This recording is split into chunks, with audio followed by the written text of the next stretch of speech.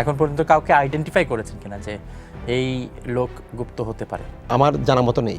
মিটিংগুলি হতো যখন যুক্তরাজ্য বিএনপির, নট এ সিঙ্গেল ওয়ান কোনো কেওয়াজ ছাড়া হয়েছে। তারেক সাহেব এক জায়গায় যাবেন, সবাই চায় যে তারেক সাহেবের কাছে যাওয়ার জন্য। আপনারা কি কোনো গুপ্তকে আইডেন্টিফাই করেছেন?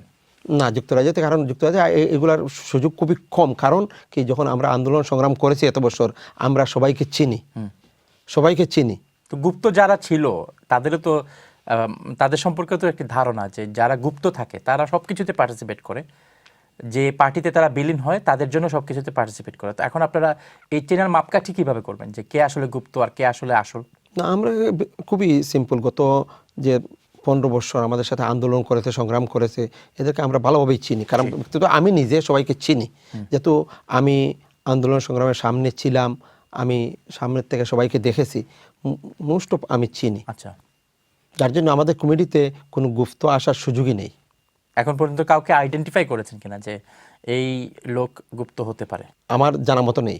এবার আসি জনাব তারেক রহমান সম্পর্কে। 2027 সালের নন শিফটিং হজ প্যাকেজ, মক্কা হারাম থেকে মাত্র 250 মিটার দূরে মানসম্মত হোটেলের ব্যবস্থা। আজই বুকিং করুন।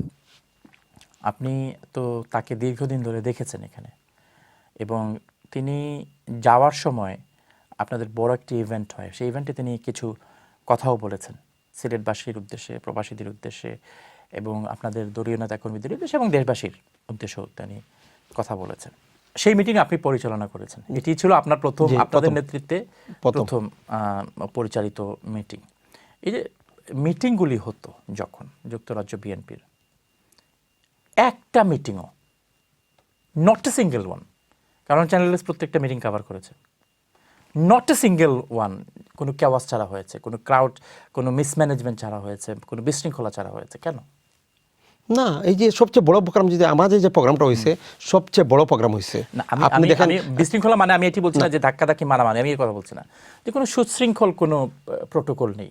এই আপনারা, আমরা সবাই, আমরাই যখন হিলটনে যাব কিংবা ক্রাউন প্লাজাতে যাব কিংবা গভর্নর হাউসে যাব, তখন কিন্তু আমরা সব কিছু মেনটেন করি, লাইন ধরে যাই, যার যেখানে আসন আছে সেখানে আমরা বসি, কেউ কাউকে তুলেও দিবে না, আবার অন্য কারো আসনে কেউ বসার সুযোগও কম।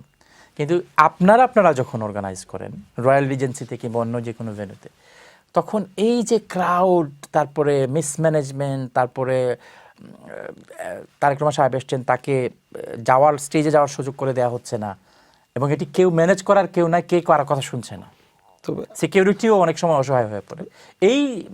এই ফ্যাসিনেশন কিংবা এই বিশৃঙ্খলা কেন হয়? এগুলো আসলে হয়েছে, বিএনপি অনেক বড় দল।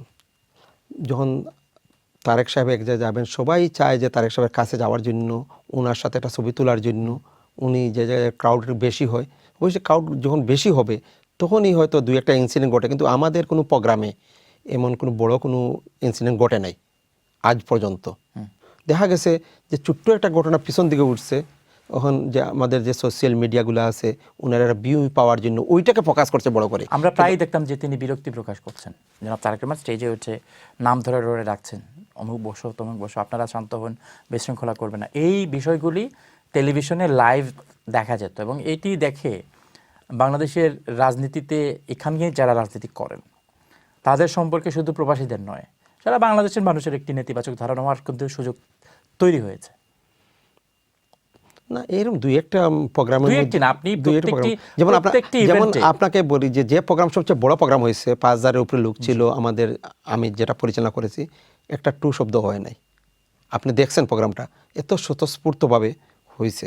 হ্যাঁ, দুই একটা প্রোগ্রামে ইনসিডেন্ট ঘটে যায়, এগুলা মানে অনাকাঙ্ক্ষিত ঘটনা, যেটার সাথে বড় কোন নেতা জড়িত না, বা যারা আসে বিভিন্ন জুন থেকে হয়তো বসা নিয়ে চেয়ার পাচ্ছে না, এইগুলা নিয়ে হয়। এতে এমন বড় কোনো ইনসিডেন্ট এখন পর্যন্ত ঘটে নাই। এখন আমি বলছিলাম যে বিশৃঙ্খলার, আমাদের যে আমরা ব্রিটেনে থাকি, আমরা প্রত্যেকটা জায়গায় কিন্তু শৃঙ্খলা মেনে চলি, প্রত্যেকটা জায়গায়, ইচ অ্যান্ড এভরি। যেমন আপনার রেস্টুরেন্ট আছে, বা আপনাদের যারা রেস্টুরেন্ট ব্যবসায়ী আছেন আমাদের কমিটিতে, তাদের রেস্টুরেন্টে যখন তারা কোনো কাস্টমার ঢুকেন, তারা প্রত্যাশা করেন যারা ডিসিপ্লিন ওয়েতে ঢুকবেন এবং ডিসিপ্লিন ওয়েতে বের হবেন।